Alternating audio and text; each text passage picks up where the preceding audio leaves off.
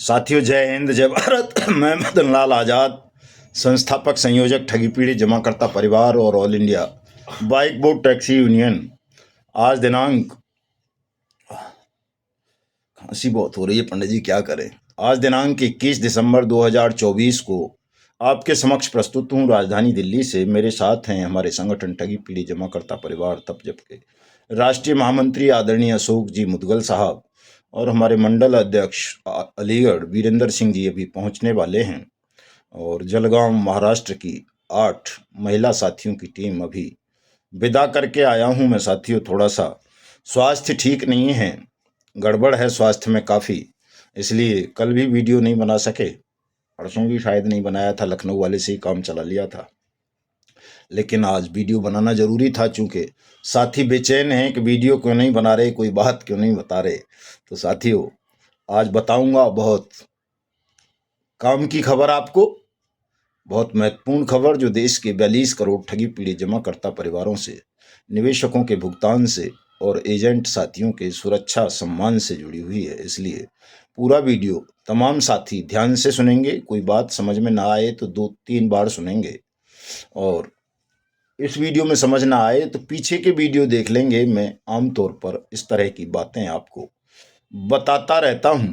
मेरे इस वीडियो संदेश को ज़्यादा से ज़्यादा शेयर कर देना, ताकि देश में क्रांति की लहर पैदा हो, आप सबका भुगतान हो और हिंदुस्तान ठगमुक्त बेईमान रहित राष्ट्र राज्य के रूप में स्थापित हो। लाइक और कमेंट भी कर देंगे, और जिन साथियों ने अभी तक हमारे यूट्यूब चैनल को सब्सक्राइब नहीं किया है वो सब इसे सब्सक्राइब भी कर लेंगे। साथियों, बात LUC से ही शुरू करूंगा, चूंकि LUCC और उससे जुड़ी हुई the Loni urban multi state credit and thrift cooperative society, जिसको शॉर्ट में LUCC बोल देते हैं, इसकी पीड़ा इसके साथियों की बहुत ज़्यादा बढ़ती जा रही है। आज भी बाराबंकी में हमारे राष्ट्रीय महासचिव हैं LUCC से वीरेंद्र सिंह, वो 24 घंटे के लिए भूख हड़ताल पर बैठ गए थे, तो उनकी तबीयत बहुत ज़्यादा ख़राब हो गई है, एम्बुलेंस बुलाई गई है। ये वीडियो उनका आया हुआ है, भी मेरे पास भेजा हुआ है बाराबंकी के साथियों ने। और इससे भी ज़्यादा भयावह हालात ये हैं साथियों, LUCC और इसकी जो दूसरी वो हैं LJCC, SSV, HWCT, CSL, और दूसरी जो हैं क्या बोलते हैं लस्टीनेस Janhit credit cooperative society limited, Shri Swami Vivekananda multi state cooperative credit society, human welfare credit and thrift cooperative society limited, Shri Sarneshwar credit cooperative society limited, the Loni urban multi state credit and thrift cooperative society, Yashodeep multi state urban cooperative credit cooperative society limited और Vishwas credit cooperative society limited. इसके जो agent साथी हैं उन पर महा विपत्ति आ गई है, क्योंकि निवेशकों ने और पुलिस ने इनका जीना हराम कर दिया है। इन जो मैंने नाम बताए आपको, 1 2 3 4 5 6 सोसाइटीज़ के, जो LUCC से ही जुड़ी हैं, इसके लाखों निवेशक हैं। और ये कंपनी चूंकि अभी तक चल रही थी, और इसमें जो भी मुकदमे दर्ज हो रहे हैं वो नई भारतीय न्याय संहिता 2023 की धारा 111 के तहत हो रहे हैं। और वो धारा इतनी खतरनाक है साथियों कि उसमें एजेंट को अपराधी माना गया है, और उसको भी 20 साल की कैद है। जो इसके संचालक हैं इस तरह की कंपनीज या क्रेडिट कोऑपरेटिव सोसाइटी के लिए, उनके लिए तो सजाए मौत का प्रोविज़न है, लेकिन एजेंटों के लिए भी 20 साल तक का प्रावधान इस एक्ट में कर दिया गया है। जबकि एजेंट का कोई दोष नहीं होता किसी इस तरह की कंपनी या क्रेडिट कोऑपरेटिव सोसाइटी में काम करने का।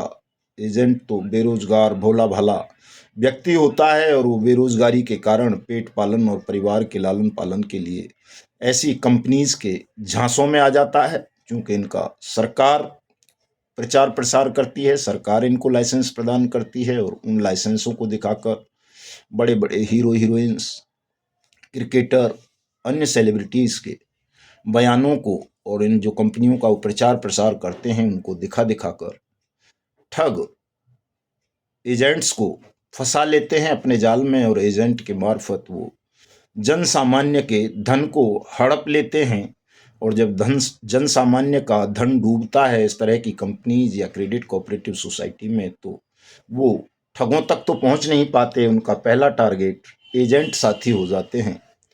इस वजह से ही इन कंपनीज के एजेंट साथियों के ऊपर महाविपत्ति आई हुई है, और इसका निराकरण करने के लिए हमने साथियों ये निर्णय लिया है कि 1 जनवरी 2025 जब पूरा देश नववर्ष मना रहा होगा, उस वक्त हमारे ठगी पीड़ित जमाकर्ता परिवार नववर्ष ना मना करके क्रमिक अनशन शुरू करेंगे 1 जनवरी 2025 से, ताकि सरकार इस कानून में संशोधन करे और इसमें किसी भी एजेंट के खिलाफ कोई मुकदमा पंजीकृत ना हो, उनको जेल ना भेजा जाए, उनकी कुर्की नीलामी वगैरह ना हो, उन सबको राहत प्रदान की जाए। और जो अनियमित जमा योजनाएं पाबंदी अधिनियम 2019 बनाकर संसद ने, भारत सरकार ने देश के तमाम ठगी पीड़ितों को, निवेशकों को उनकी जमा राशि का 2 से 3 गुना भुगतान का अधिकार दिया है 180 दिन में, उस कानून की अनुपालना सरकारें करें और तमाम निवेशकों का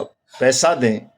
इसके लिए इस क्रमिक अनशन का आयोजन किया जाएगा साथियों। और जैसा कि हमने लखनऊ में 18 दिसंबर को जनसभा के माध्यम से, विशाल जनसभा थी, आपने देखा ऐतिहासिक सभा हुई है, ऐसी सभा आज तक लखनऊ में कभी कोई ठगी पीड़ितों का संगठन कर नहीं पाया, जिसमें 5000 से ज़्यादा साथी उपस्थित रहे हों और प्रशासन भी इतनी गंभीरता से जिस कार्यक्रम को ले पाया हो, ऐसा कार्यक्रम अभी तक लखनऊ में कभी नहीं हुआ था। वो ऐतिहासिक कार्यक्रम में हमने उत्तर प्रदेश सरकार से ये मांग की है कि वो थाना स्तर पर भुगतान शिविरों का आयोजन करके तमाम निवेशकों के भुगतान दावे लें और उनका भुगतान करें, ताकि कोई भी निवेशक एजेंट साथियों के खिलाफ थाने में, कोर्ट में मुकदमे दर्ज ना कराए और उनको उत्पीड़न से बचाया जा सके। सोमवार मंगलवार तक यूपी सरकार का जवाब आ जाएगा इस विषय पर, तो वो भी बताऊंगा। सोमवार मंगलवार तक धैर्य करें साथियों। लेकिन जैसा कि मैं हमेशा कहता हूं, आपको बताता हूं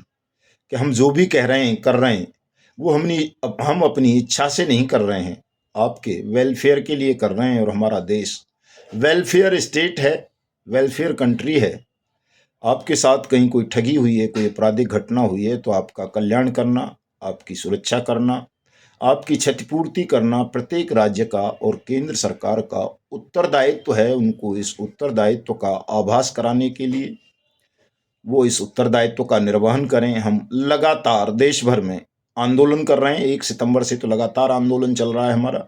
अब 1 जनवरी 2025 से भी हम देश भर में राष्ट्रव्यापी अनिश्चितकालीन क्रमिक अनशन आरंभ करेंगे। देश के तमाम एजेंट साथियों को सुरक्षा, सम्मान और रोजगार पुनर्वास की गारंटी का अधिकार दिलवाने के लिए, देश के तमाम ठगी पीड़ित निवेशकों का 2 से 3 गुना जमा राशि का भुगतान कराने के लिए और हिंदुस्तान को ठगमुक्त बेईमान रहित राष्ट्र राज्य के रूप में स्थापित करने के लिए साथियों मैं हमेशा एक चीज़ बताता रहता था अनियमित जमा योजनाएं पाबंदी अधिनियम 2019 के विषय में, कि ये कानून, इस कानून की एक धारा है साथियों,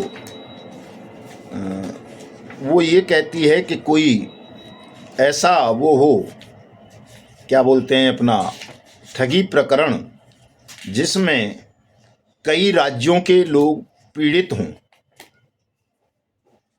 या फिर 100 करोड़ से ज़्यादा धनराशि की ठगी हुई हो, तो ऐसे मामलों को राज्य सरकार के जो सक्षम अधिकारी होंगे वो केंद्र सरकार को भेजेंगे और केंद्र सरकार ऐसे मामलों में सेंट्रल बर्ड्स एक्ट अथॉरिटी का गठन करके देश के निवेशकों का भुगतान करेगी।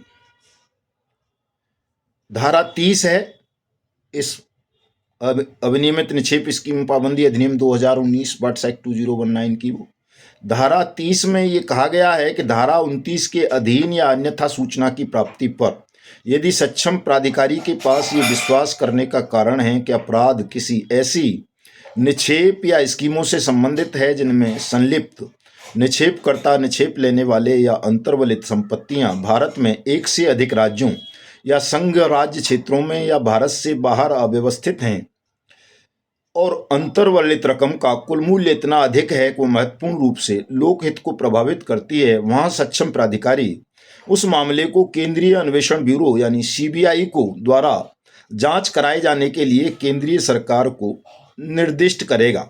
दिल्ली पुलिस स्थापना अधिनियम 1946 की धारा 6 के अधीन ऐसी सहमति को जो सक्षम प्राधिकारी सेंट्रल गवर्नमेंट को भेजेगा उसे राज्य सरकार की सहमति माना जाएगा, और जैसे ही सक्षम अधिकारी का पत्र केंद्र को मिलता है, केंद्र सरकार अपराध के अन्वेषण को दिल्ली पुलिस स्थापना अधिनियम 1946 की धारा 6 के अधीन राज्य सरकार की धारा के अधीन केंद्रीय अन्वेषण ब्यूरो को अंतरित करेगी और सक्षम प्राधिकरण का गठन करके सहायक सक्षम प्राधिकारियों का नियुक्तिकरण करके केंद्र सरकार आपका भुगतान करेगी, चाहे आप देश के किसी भी राज्य के रहने वाले हों।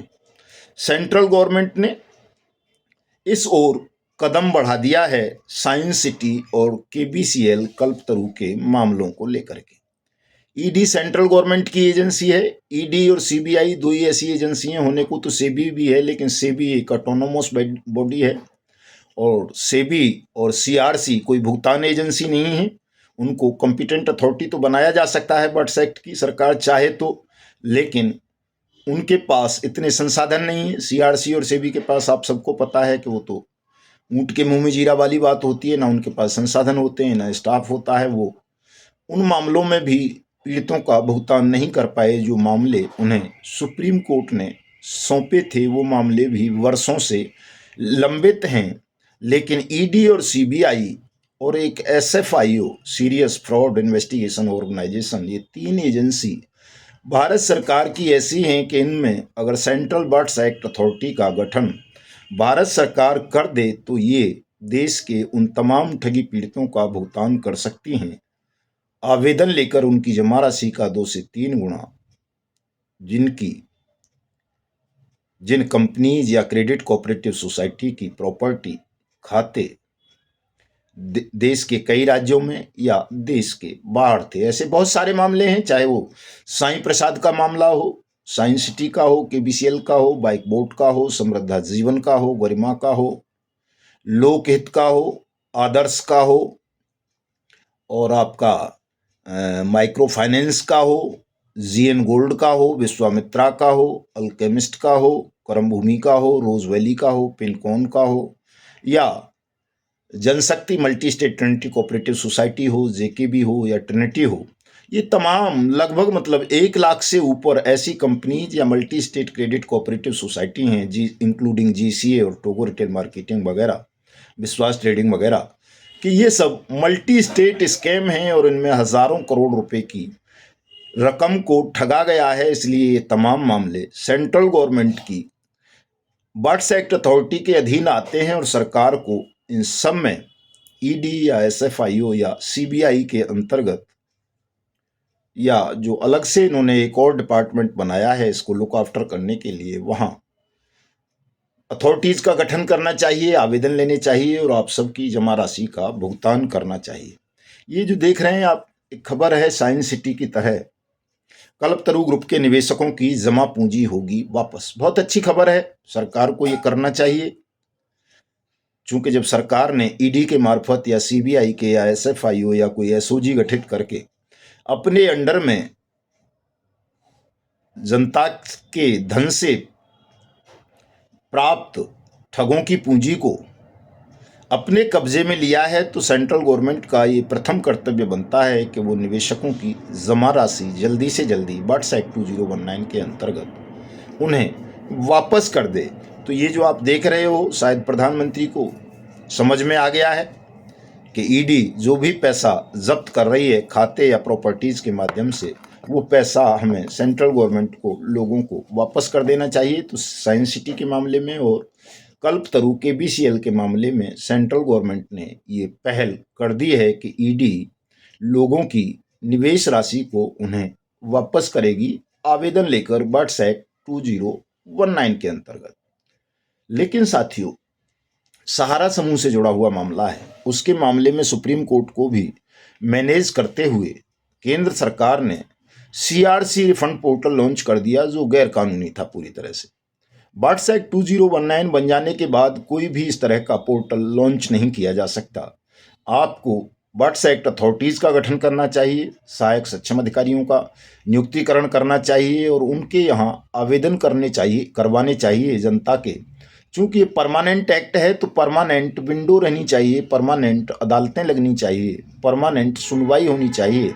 लेकिन मैं देख रहा हूँ कि चाहे वो उत्तर प्रदेश हो, चाहे मध्य प्रदेश हो, चाहे राजस्थान, हरियाणा, पंजाब, हिमाचल, उत्तराखंड, बिहार, गुजरात, सभी जगह सरकार ने इस कानून को लंगड़ा लूला करने का प्रयास किया है। और सेंट्रल गवर्नमेंट तो बिल्कुल भी संवेदनशील नहीं है किसी भी मामले के प्रति कि लोगों का वो भुगतान करे या उन्हें कोई राहत दे, या जो ये एजेंट और निवेशकों के बीच गृह युद्ध छिड़ा हुआ है, एजेंट रोज मर रहे हैं, इस पर सरकार कोई पहल करे। बल्कि सरकार ने सेंट्रल लॉ बना करके बीएनएस 2023 की धारा 111 नंगी तलवार एजेंट साथियों की गर्दन पर लटका दी है। और साथियों, इस तलवार को हटाने के लिए आपकी गर्दन से हमें एक बड़ा संघर्ष राष्ट्रव्यापी स्तर पर करना पड़ेगा। इसलिए चाहे वो सहारा इंडिया समूह के लोग हों, पीएसीएल के हों, या एलयूसीसी और उसकी अन्य सहयोगी कंपनियों के हों, या आदर्श के हों, या गरिमा के हों, या समृद्धा के, या साईं प्रसाद के, या साईं प्रकाश के, या किसी के भी, हीरा गोल्ड इंक्लूडिंग, सबको एकजुट होने की इस समय बहुत बड़ी आवश्यकता है। साथियों, अगर आप एकजुट नहीं हुए तो निश्चित रूप से सरकार बंदर और बिल्ली का खेल खेलती रहेगी, आपको गुमराह करती रहेगी, कुछ लोगों के आगे टुकड़े फेंकती रहेगी और आप उस बंदर बांट में उलझकर जीवन भर व्यथित होते रहेंगे, दुखी होते रहेंगे, परेशान होते रहेंगे, अपने निवेशकों का भुगतान नहीं करा पाएंगे। और यदि आप एकजुट हो गए साथियों, तो मैं आपको ये वायदा कर सकता हूं, गारंटी दे सकता हूं कि फिर ये सरकार मजबूर हो जाएगी आपका धन 180 दिन में नहीं, 18 दिन में देने के लिए, और 2 गुना से 3 गुना नहीं, 10 गुना देने के लिए, चूंकि आपकी संख्या बहुत भारी है। अगर आप प्रयास करें, सब लोगों को जगा लें, एकजुट कर लें, तो साथियों इतनी बड़ी संख्या है आपकी कि फूंक मार दोगे तो नरेंद्र मोदी तो क्या, तमाम राज्यों के चीफ मिनिस्टर्स, राहुल गांधी, अखिलेश यादव, ये माया पाया सब हवा में उड़ते हुए नजर आएंगे। और जैसा कि मैं कहता हूं कि अगर 1 मई 2025 से पहले आपका जमा धन 2 से 3 गुना इन्होंने वापस नहीं किया तो मैं इन सबको, इस देश के पूरे पॉलिटिकल सिस्टम को मिट्टी में मिला दूंगा और ऐसी हालात कर दूंगा साथियों इनकी। इसको कोई मेरा अहंकार मत समझना, ये ईश्वरीय वाणी है कि इनकी आने वाली 7 पीढ़ियां तक याद रखेंगी। इतना भयावह दंड देंगे प्रत्येक ठग को, बेईमान को, छल करने वाले को, कि माँ जब पेट में बच्चा उसके होगा ना, गर्भवती जिस दिन वो हो रही होगी, उस दिन दुआ करेगी, परमेश्वर से प्रार्थना करेगी कि परमेश्वर मेरे पेट में, गर्भ में पलने वाली संतान ठग और बेईमान और छल करने वाली पैदा ना हो जाए। इतना भयावह और बुरा दंड इनको साथियों हम देंगे। और ये करने में हमको कोई अब ज्यादा समय नहीं लगना है, समय आ गया है बहुत जल्दी। 1 मई से हम ये आरंभ कर देंगे। अगर इन्होंने आपका पैसा वापस नहीं किया तो आप मेरे इस वीडियो संदेश को ज्यादा से ज्यादा शेयर करें, बताएं लोगों को कि भारत सरकार ने, संसद ने बाट्स एक्ट 2019 बनाकर देश के प्रत्येक निवेशक की जमा राशि का 2 से 3 गुना भुगतान की गारंटी का अधिकार उनको दिया है। आज ये महाराष्ट्र से हमारे पास 8 बहनें आई थी, माताएं भी थी, उनमें बुजुर्ग भी। देखिए ये लाखों फार्म जो है दे करके गई हैं बूथ सर्वे वाले साथियों। और बूथ सर्वे का जो हमारा अभियान चल रहा है वो बड़ा जबरदस्त ढंग से चल रहा है देश भर में। आप भी चलाइए, प्रत्येक बूथ पर सर्वे कीजिए कि उस बूथ पर कितने ठगी पीड़े जमाकर्ता परिवार हैं, कितने लोगों के साथ ठगी हुई है, किस कंपनी ने की है, किस समूह ने की है, किस कमेटी वाले ने की है, किसी क्रेडिट कोऑपरेटिव सोसाइटी ने की है, किसी एनबीएफसी ने की है, किसी प्राइवेट बैंक ने की है, या किसी सरकारी ने की है। तमाम ठगी पीड़ितों के डाटा को कलेक्ट कीजिए और जब उसका एनालिसिस होगा और तमाम लोगों को पता चलेगा कि बट्स एक्ट 2019 उन्हें भुगतान की गारंटी का अधिकार देता है, तो जनता घरों से निकलेगी, खेत खलियानों से निकलेगी, बंद मकानों से निकलेगी और इस बेईमान सिस्टम को जमींदोज कर देगी, मिट्टी में मिला देगी साथियों। और ये होना है, इसको संसार की कोई ताकत रोक नहीं पाएगी। अगर किसी के मन में ये अहंकार है कि मदनलाल आजाद बकवास करता है, वैसे ही डराता है ठगों को, बेईमानों को, राजनेताओं को, तो मैं डरा नहीं रहा। मैं तो तुमसे केवल ये कह रहा हूं कि तुम सत्य के समक्ष, इस कानून के समक्ष समर्पण कर दो। निर्दोष एजेंट और निवेशक के बीच झगड़े को मत बढ़ाओ। हिंदुस्तान को गृह युद्ध में की आग में मत झोंको। सबका भुगतान कर दो, चूंकि सबका पैसा तुम्हारे पास है, और भुगतान कर दोगे तो हम ये आंदोलन, ये लड़ाई वापस ले लेंगे। शांति से समाधान कर दो। अगर शांति से समाधान नहीं करोगे तो फिर हम भी महाभारत करने के लिए उतरेंगे। फिर महाभारत होगा और तुम सबका सर्वनाश सुनिश्चित करेंगे। तो तमाम साथी इस वीडियो को पूरा सुनेंगे, ज़्यादा से ज़्यादा शेयर करेंगे। चूँकि अभी मुझे एक साथी को इंटरव्यू देना है लगभग 8:45 बजे, तो उस इंटरव्यू पर जाना है मुझे। तब के लिए मैं कल मिलता हूँ आपसे, वीडियो के माध्यम से भी, फेसबुक के माध्यम से भी। आप तमाम साथी मेरी बातों पर गौर करें। मेरा ट्विटर हैंडल युगांतर न्यूज़ के नाम से है। मैंने आज 2 ट्वीट किए हैं सेंट्रल गवर्नमेंट को, प्रधानमंत्री को, गृह मंत्री को, निर्मला सीतारमण फाइनेंस मिनिस्टर को, कि वो बट्स एक्ट अथॉरिटीज़ का सेंट्रल बेस्ड गठन करके देश के नागरिकों का पैसा दें। उसको आप सब भी ट्वीट कर दें, रीट्वीट कर दें, ताकि प्रधानमंत्री को पता चल सके कि आपकी संख्या बहुत ज़्यादा है, और अगर आपकी बात को नहीं सुना गया तो आप इस प्रधानमंत्री का सर्वनाश सुनिश्चित कर देंगे साथियों। तो जय हिंद, जय भारत। मीटिंग शेड्यूल बता